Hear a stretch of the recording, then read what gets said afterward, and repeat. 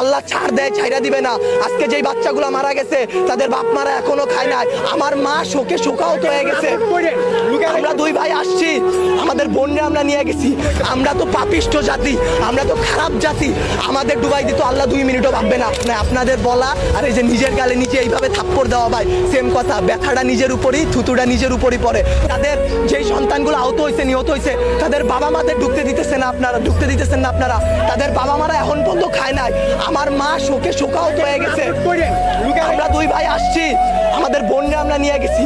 আমার এক বন্ধুর হাতের এইখান থেকে এই পর্যন্ত ওর ডান হাতের অবস্থা করুন ভাই, হাত কাইটা ফেলতে হয় কিনা সেইটাই বোঝা যাচ্ছে না। আমার ওই বন্ধুরই ছোট ভাই ক্লাস 7-এ পড়তো, ওর ঢাকা মেডিকেলে ভর্তি আছে ভাই। কি করব বলেন? আপনারা যে নিউজ নিতেছেন ভাই, মিনিমাম মারা গেছে 150 থেকে 200-র উপরে। আপনারা নিউজ দিতেছেন এইখানে 10 জন, ওইখানে 1 জন, এইখানে 2 জন।